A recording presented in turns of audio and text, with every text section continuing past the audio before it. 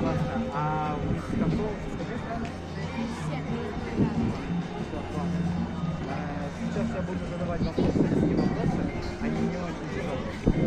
И можете отвечать, смотря на меня. Хорошо? Как будто бы нет камеры. Давайте начнем. На каком вы сейчас мальчики? На каком ты? Хорошо. А ты?